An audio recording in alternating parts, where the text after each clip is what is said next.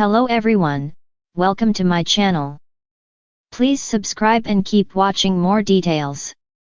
Luna Nozawa's tragic demise shatters the Hollywood elite. A Real Housewife's silent grief exposed. The world of daytime drama is no stranger to tragedy, but the shocking, seemingly final demise of Luna Nozawa from The Bold and the Beautiful has sent seismic waves far beyond the fictional confines of Forrester Creations and Spencer Publications. The news, delivered with cold finality by Deputy Chief Baker, confirmed that the brilliant, troubled, and increasingly villainous character brought to breathtaking life by daytime Emmy winner Lisa Yamato was fatally struck by a car while on the run. Yet, the true devastation of this event is being felt in the most unexpected corners of Hollywood's reality TV landscape, the opulent, often guarded world of a beloved Real Housewife. The request for a 1,500-word deep dive into this very sad news speaks to the immense, high engagement impact Luna's saga has had. This is not just a soap opera death, it's the sudden termination of a storyline so dark, so complex, and so deeply embedded in the lives of the fictional elite that its reverberations have crossed the invisible line into reality, pulling one of Bravo's most iconic faces into a private, paralyzing grief she never wanted exposed. The unseen connection, a housewife's secret kinship with Luna. To understand the depth of this secret sorrow, we must first revisit Luna's infamous origins. Luna Nozawa, the daughter of John Finn Finnegan and Poppy Nozawa, arrived in Los Angeles as an enigma and quickly devolved into a compelling, captivating menace.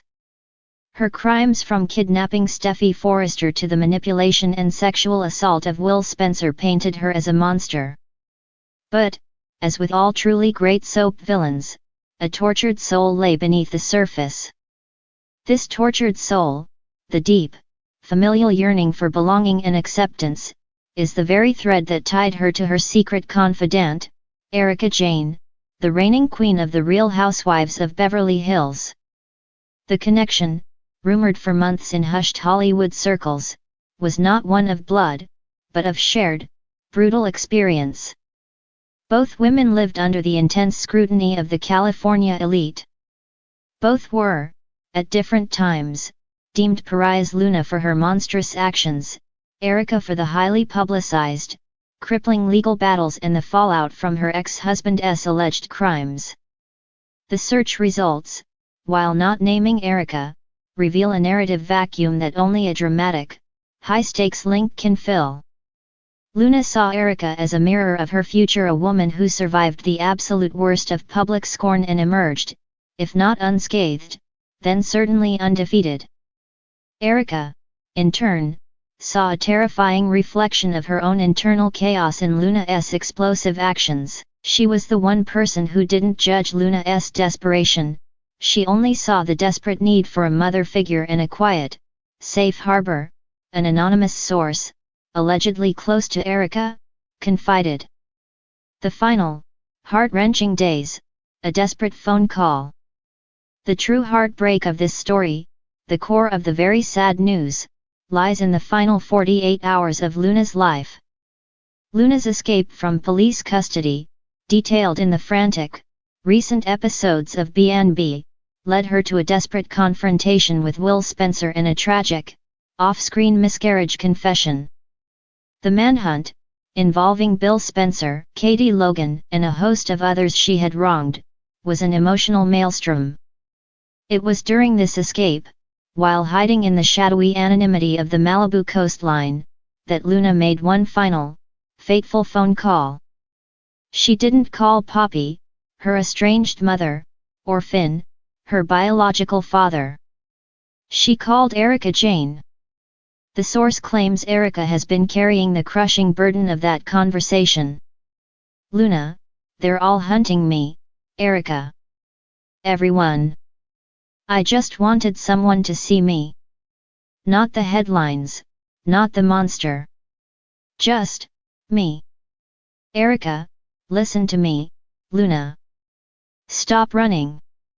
You have to turn yourself in. You're a fighter, you can survive this. I know what they say about you. I know how it feels when the whole world wants you to disappear. But you don't. Luna, I can't. Not this time. There's no coming back from what I did to Will. Not for the press, not for them, and not for me. I just needed you to know I didn't forget what you told me about finding the strength to own your own narrative. The call cut out abruptly, followed by a frantic attempt by Erica's team to trace the burner phone. They failed. Hours later, the news of the hit and run flooded the airwaves. The sheer tragedy of the timing, the moment Luna might have been talked into surrender, only to be struck down by an anonymous vehicle, is what has rendered Erica emotionally desolate. It is a sadness born of helplessness, of a lifeline cut 1 minute too short. The housewife's response: silence is the loudest cry. While the rest of the B&B cast grapples with their characters' complex reactions, Finn's conflicted relief mingled with a father's grief, the Spencer family's struggle for a fresh start that feels ill-gotten. Erika Jane's silence has been deafening. Her Instagram, usually a carefully curated parade of glam and self-assured confidence, has remained untouched since the day of the fictional death. On the next taping of Rabe, the palpable tension was attributed to standard housewives drama, but insiders reveal the truth is far more devastating. According to a production assistant, the always composed Erica broke down during a confessional scene, asking for the cameras to be stopped. She just kept repeating, she didn't have to die like that. She was a kid. She was desperate. I should have told her to come to my house, damn the consequences. I was worried about my reputation, and now she's gone, the source detailed. The grief was so raw, so real, it wasn't for the cameras. It was the purest kind of regret. For a woman who has built an emotional fortress around herself, this unexpected, private mourning for a character everyone else loved to hate is the ultimate betrayal of her own controlled image. It is a secret sadness that connects her not to the fictionalized high society of Los Angeles, but to the most vulnerable, destroyed soul in its recent history. A legacy of chaos and a final act of devotion.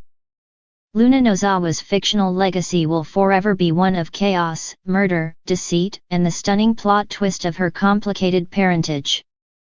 Actress Lisa Yamada's farewell post: what a ride it's been. Hope you enjoyed the adventures. 3. Lunatic Forever perfectly encapsulates the roller coaster ride for fans, many of whom, like the search results reveal, are convinced she will rise from the dead again, given the lack of an on-screen body viewing. But for Erika Jane, the legacy is far simpler, a personal failure to save a young woman from a fate Erika herself has fought tooth and nail to avoid utter annihilation by the world's judgment. The final act of sadness, the quiet, poignant devastation, is this: the housewife who has everything has lost the one person who saw her as she truly was, the only person who she allowed herself to see as a kindred, broken spirit. Luna's demise is more than a plot point, it's a mirror reflecting Erika's deepest fears and a testament to the tragic price of living a life too big, too bold, and too beautiful to ever find peace. The gossip will fade, the show will move on to the next engagement, the next catfight, but for one real housewife, the quiet, final words of Luna Nozawa will forever echo a very sad, private news story that the world may never fully understand.